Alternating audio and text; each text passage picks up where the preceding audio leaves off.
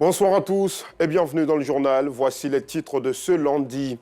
Dans 2 mois, les élèves du primaire et du secondaire affronteront les examens de fin d'année scolaire. Dans tous les établissements d'enseignement, ils sont invités à redoubler d'efforts. Les devoirs et interrogations se multiplient. Reportage à suivre. La frontière entre le Kenya et la Somalie ouverte dans les 90 prochains jours. Les 2 pays sont parvenus à un accord à l'issue d'une réunion à Nairobi entre délégations de ministres des 2 pays. Cette frontière, longue de 700 km, a été officiellement fermée par Nairobi en octobre 2011. Voilà pour le sommaire. Bienvenue dans la grande édition. En cette période d'intenses pluies, plusieurs entreprises du port autonome d'Abidjan souffrent le martyre en cause le mauvais état des routes. La voie principale du port est en état de dégradation mais très avancé. Les nids de poules le long de la route causent des embouteillages monstres. Difficile également pour les entreprises d'écouler les produits finis ainsi que les matières premières. Le constat de Théodore Zouzou est commenté par Anissette Conan-Blessing. Les eaux de ruissellement stagnent sur la chaussée de la voie principale du port autonome d'Abidjan depuis Belle-Lurette. Le bitume a pris un coup. Il a laissé la place à un piège qui ne dit pas son nom. L'un de ces motocyclistes en paie les frais. Il y a un camion qui a garé devant moi. Il essayait de freiner. Maintenant, j'étais obligé de descendre dans le trou parce que la route n'est pas bonne. Je me suis renversé. Cette camionnette transportant des produits vivriers est à son tour prise dans le taux. La commerçante est inquiète. Je vends les bananes, les fruits, tomates, avocats, tout ça, ça est dedans. Ça ne m'arrange pas du tout parce que mes choses qui sont dedans, ça c'est gâté. Ça ne m'arrange pas. Mais là, c'est pas bon. Il faut voir depuis on a arrêté ici. Mes clients aussi m'attendent. C'est une perte pour moi parce que comme c'est là, tous les clients ont parti ailleurs. Dans la solidarité, on s'attelle à sortir ce camion du bourbier. Non loin de là, d'autres automobilistes connaissent le même sort. Je suis arrivé là, le côté là, c'est un peu profond. Donc je suis rentré dans l'eau là, le moteur était en même temps. Un électricien, bon, son garage à côté, c'est lui qui est en train de me dépanner actuellement. Les embouteillages s'ensuivent. Des retards et les difficultés d'écoulement de produits du port sont donc causés. Je suis arrêté ici, ça fait au moins 1 heure. On est arrêté, on ne peut pas avancer. Voilà, donc ça ne nous arrange pas. On ne peut pas épauler nos produits, ça nous met en retard. Tu dois descendre à 16 heures. Il faut voir 16 heures, 18 heures même va te trouver ici. Les piétons, eux, ont abandonné cette voie et préfèrent passer dans l'espace prévu entre cette route et la société de raffinerie. On passe sur ce côté pour éviter les flaques d'eau sur la voie. Le port, poumon économique du pays, est quelque peu amputé de sa voie la plus importante. En toute réalité, ce n'est pas normal, mais nous croyons que l'État ivoirien travaille et les choses sont faites étape à étape. Donc nous croyons que le gouvernement, après avoir fait les autres voies, pensera aussi du côté du port d'Abidjan. Tous plaident donc pour la résurrection de cette infrastructure pour une meilleure fluidité, chose qui contribuera certainement à la redynamisation de l'économie du pays. Et chose qui est tout naturellement très attendue par les usagers de cette voie principale du port d'Abidjan. Un peu plus loin d'Abidjan, justement, à Korogo, dans le septentrion ivoirien, les femmes Sénoufo se révèlent très battantes. Elles sont cultivatrices en saison pluvieuse et commerçantes durant la saison sèche. Ces femmes Sénoufo, des villages voisins à la ville de Korogo, parcourent de longues distances à vélo pour écouler leurs articles. Et vous allez le voir, si pour certaines, le vélo est le seul moyen de déplacement, il est le plus efficace pour d'autres. Le reportage de Bintou Pekele. Ce n'est pas un marathon cycliste pour la conquête d'un trophée, mais plutôt le quotidien des femmes des villages des environs de la ville de Korogo, au nord de la Côte d'Ivoire. Tous les matins, ces femmes quittent leur village à vélo avec des produits à vendre en ville. Nous venons de Sédioko à Dominka. C'est loin de Korogo. Nous sommes obligés de nous y rendre à vélo. Moi, je vends du charbon. Un sac à 1000 francs et tout va me rapporter 5000 francs CFA. Je vais acheter du savon pour la lessive et la vaisselle. Si j'ai du charbon demain, je vais encore revenir. Nous ignorons le nombre de kilomètres parcourus, mais nous venons de loin. Les véhicules n'arrivent pas dans notre village, à Naoka. Nous faisons la culture du maïs et du coton. Mais actuellement, il n'y a pas de pluie, donc pas d'activité. Nous sommes donc obligés de vendre des mangues et tout ce que nous pouvons. Le moins de francs gagnés, j'achète aussi du savon et des légumes. Vieilles comme jeunes, elles vont toutes chercher de quoi acheter du savon et des légumes. Avec pour certaines, leur bébé au dos. Le parcours est cependant périlleux.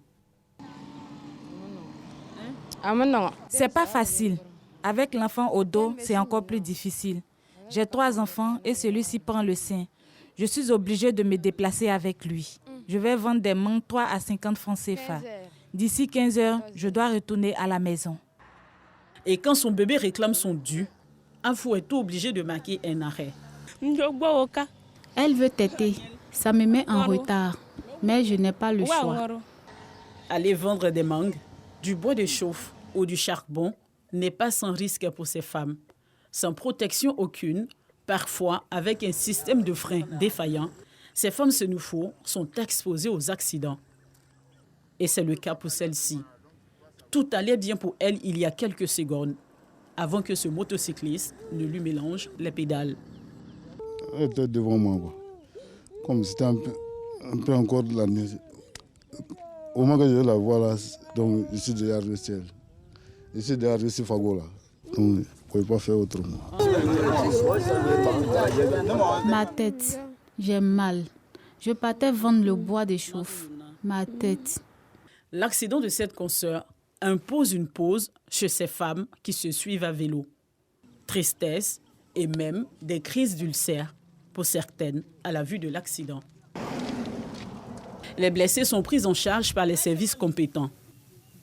Mais pas question pour ces femmes d'abandonner leur objectif, celui de ramener des provisions à la maison, du savon pour la vaisselle et des légumes pour le plat du jour. Malgré la fatigue et toutes les difficultés, il faut y aller à vélo ou en marchant quand la côte est difficile à monter. Voyez vous-même combien les femmes Senufo, à l'image de toutes les femmes ivoiriennes, sont combattantes, sont courageuses. Très bon courage à celles-ci. En religion, l'église Ariste au quartier Petit Bassam de Port-Bouët a investi la nouvelle présidente des jeunes. Pour relever ce challenge, celle-ci entend s'appuyer sur le soutien de toute la communauté, comme nous l'indique Clément Bocco. Culte d'action de grâce à l'église du Christ Mission Aris, dite église Ariste de Petit Bassam, dans la commune de Port-Bouët. À l'honneur ce jour, Evelyne Sika, nouvellement investie présidente de la jeunesse Ariste de Petit Bassam. Un challenge qu'elle entend relever avec le soutien de tous. Avec la puissance de Dieu, on peut tout faire. Donc, je foi en Dieu et je sais qu'il va nous aider à relever ce défi. Que ce soit dans le volet culturel, spirituel, partout où nous sommes des leaders, il faille que nous mettons Dieu au devant. Pour le patriarche et président mondial de l'église du Christ Mission Ariste, dite église Ariste, la jeunesse représente l'avenir de la communauté. C'est la continuité de la foi de nos anciens. Parce que la parole de Dieu dit, ce que vous avez entendu, ce que vous savez, nous ne le cacherons pas à nos enfants, mais nous allons le dire aux générations futures pour que ces générations-là puissent non seulement voir les hauts faits de Dieu, croire en hauts faits de Dieu et mettre leur confiance en Dieu. Nommée par le conseil de l'église, Evelyne Sika est la toute première femme à la tête de la jeunesse Ariste de Petit Bassam. Sa vision, amener la jeunesse à l'entrepreneuriat afin d'épouser la vision du chef de l'État en cette année dédiée à la jeunesse. On arrive à présent à la page sport de ce lundi et en plateau avec nous, Salif Ouattara, journaliste RTI Sport, notre expert maison. Bonsoir Salif. Bonsoir Alassane. Très heureux de vous avoir sur ce plateau. Moi aussi. Avant d'engager les discussions, regardons ensemble ce qui a fait l'essentiel de l'actualité sportive nationale. Considéré comme un sport des riches, le golf est aujourd'hui pratiqué par des jeunes issus des familles économiquement faibles du département de Bengué dans la région du Poro. Cela a été possible grâce à la fondation Up by Sport et la mine d'or du Tongon qui font la promotion du golf en Côte d'Ivoire avec la création d'académies pour enfants. Toujours dans l'élan de la promotion du golf, une collecte a été organisée par les membres des clubs de AF Golf, Association francophone belge de golf, pour équipement. Équipement composé de balles, de chaussures et de sacs de golf, de chariots, de boules de départ, de vêtements, de mâts et de drapeaux de grune. Le don a été remis au complexe sportif Mac Bristow de Tongon. Une démonstration de la pratique du golf est faite par les 35 enfants de l'Académie du Tongon et de Yamoussoukro au cours d'un entraînement ouvert à la communauté. La pratique sportive a amené ces enfants qui ne savaient rien du golf aujourd'hui à un niveau qu'on ne pouvait pas imaginer. Ils sont allés participer au tournoi Dali List au Ghana, de la fondation Dali List au Ghana. Ils sont en ce moment en train de représenter la Côte d'Ivoire en Ouganda. Donc c'est déjà quelque chose, ça veut dire qu'ils maîtrisent un tant soit peu cette discipline. La fondation Up by Sport et la mine d'or du Tongon ont aussi fait don à la maternité et aux écoles primaires de la localité. Salif, du golf à l'intérieur du pays, qu'est-ce que cela présume? Cela présume que nos autorités et nos différents cadres et tous ceux qui interviennent dans le domaine du sport ont compris que finalement il ne fallait pas s'intéresser qu'au football de jeunes, il fallait aussi s'intéresser au golf de jeunes. C'est une discipline qui est prometteuse, qui a donner beaucoup de lauriers à certains pays ici en Afrique, mais beaucoup plus aux États-Unis, effectivement, en Amérique et en Europe. Mais il faut songer effectivement à investir en cela. Tout le monde n'est pas né pour être footballeur. Il faut aussi penser à d'autres qui vont participer au golf. Je suis ravi aussi de voir qu'il y a beaucoup de promoteurs sportifs qui organisent des activités pour le tennis des jeunes. C'est bien dans l'ensemble d'avoir toutes ces disciplines-là qui sont représentées sur le plan national. Il n'y a pas que le football, il y a aussi d'autres disciplines sportives qui méritent d'être promues. Il n'y a pas que le football, effectivement, ce soir, mais il y a du football ce soir. La SEC Mimosas qui va donc affronter dans quelques jours à peine l'USM d'Alger, un match retour de la demi-finale de la Coupe CAF. Comment est-ce que les Mimos vont aborder cette partie ? Ce sera le mercredi, effectivement, au stade du 5 juillet d'Alger, dans une ambiance vraiment assez difficile pour la SEC. Il faut savoir que la plupart des tickets ont été déjà vendus. Ils n'ont même pas tardé à les vendre. Ils ont circulé, se sont achetés comme des petits pains. Donc, il y aura du public fou du côté de ce stade-là qui va soutenir l'USM Alger. C'est comme si l'équipe nationale était actuellement à un niveau assez décisif de la compétition. Donc, sûrement que tous les habitants d'Alger vont converger vers ce stade-là pour soutenir cette équipe. La SEC est donc face à son destin, mais vraiment dans une ambiance assez difficile. Un décor, je ne vous le décris pas, mais il va falloir s'attendre à ce que ce soit un décor hostile. Il faut s'adapter, il faut, sur le plan psychologique, être dur, être costaud, accepter d'entendre beaucoup de cris, mais jouer au football de façon franche, aller jusqu'au bout des actions, ne pas balbutier comme on l'a vu ici au stade de la paix de Boaké, concrétiser les actions, marquer. En cela, il faudra que les attaquants soient sûrs de leur fait, parce qu'on a vu une défense, un milieu de terrain qui est assez décisif, qui en tout cas essaye de faire tourner le ballon, mais c'est au niveau de l'attaque qu'il y a beaucoup d'imperfections. Julien Chevalier a 24 heures, disons, pour changer tout cela, puisque le match se joue mercredi. Très bien. Salif, merci beaucoup de ces précieuses informations, de cet avis d'expert en tout cas. Et on espère que la SEC Mimosas arrivera justement à décrocher la victoire pour permettre à notre pays d'accéder à la phase finale donc, de la Coupe de la Confédération. Adjamé est-elle la commune où le désordre règne en maître absolu en Côte d'Ivoire? Malgré les efforts des autorités municipales pour présenter une commune sur ses plus beaux jours, le désordre et l'insalubrité continuent d'entacher l'image de la commune commerciale aux 3 millions de visiteurs par jour, comme nous le montre Clément Boko. Rond-point du quartier Liberté dans la commune d'Adjamé. Ici, la présence des tas d'ordures à proximité des balises qui séparent ces deux voies dérange la quiétude de Steven Nguesso. Aujourd'hui, dans le cas du désordre, il faut dire que c'est un peu redressé, mais il y a encore beaucoup de choses à faire. Regarde derrière nous la poubelle qui est là. Cette poubelle-là, ça fait au moins 3-4 jours, ça est là. Au niveau des transporteurs, les gars gardent trop mal. voilà, la voie, la chaussée est encore plus rétrécie. Donc pour la circulation humaine, on a des difficultés. Comme Steven, Issouf Doucouré déplore cette situation. Des pneus en plein milieu de la route, un danger permanent pour les automobilistes. Ces vendeurs de pneus là, quand ces pneus vieillissent, ils viennent mettre ça au carrefour. C'est pas bon, c'est pas joli. Vous voyez les ordures là. Hein? C'est vraiment l'incivisme. S'il y a un service d'hygiène à la mairie, mais qui voit ça, ou bien qu'on sanctionne les gens. Difficile de se frayer un chemin entre la gare nord de la Soutra dans la commune d'Adjamé et le feu tricolore du carrefour Mirador. En cause, la création d'une gare en bordure de route. Cette gare est à l'origine des embouteillages, ce qui n'est pas du goût de Marcelin Conan. Il y a un côté de la route qui est devenu gare. Voilà, les Bagas ont pris un côté, le fait qu'ils ne passent plus à la mosquée, il y a un côté qui est devenu une gare. Bon, souvent aussi, ils stationnent mal. Quand c'est comme ça, ceux qui doivent venir derrière aussi sont obligés de les atteindre à ce qu'ils chargent avant de repartir.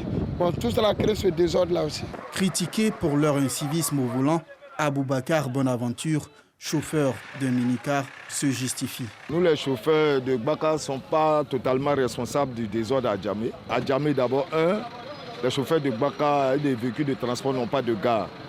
Voilà, donc nous sommes obligés de négocier au bord des routes pour pouvoir charger. Donc c'est un peu difficile. Devant la grande mosquée d'Adjamé, les voies sont dégagées. Mais les ordures viennent assombrir ce tableau. Face aux inquiétudes des uns et des autres, Farikou Soumaoro, maire de la commune d'Adjamé, propose ces solutions pour restaurer définitivement l'ordre. Notre défi, c'est de maintenir le cap, c'est-à-dire que ce que nous avons déjà commencé, nous avons mis l'ordre au niveau de la fluidité, au niveau de la salubrité également, et nous sommes en train de faire en sorte que vraiment il n'y a pas la propriété à 100%, mais je pense que depuis notre arrivée jusqu'à ce jour, il y a eu un changement notable. Ce que nous prévoyons de faire vraiment, c'est que Adjamé ressemble à une commune où il fait bon vivre. Nous avons entrepris, et vous voyez, nous avons commencé les plantings d'arbres sur le boulevard et nous nous acheminons allègrement vers le ravalement de tous les murs, des bâtiments de la commune. Et nous avons, cet effet, choisi une couleur orange. Le conseil municipal d'Adjamé est à l'œuvre pour relever les défis, les autres défis de développement de notre commune. Bien que des efforts sont consentis par la mairie d'Adjamé, certains récalcitrants continuent de s'adonner au désordre.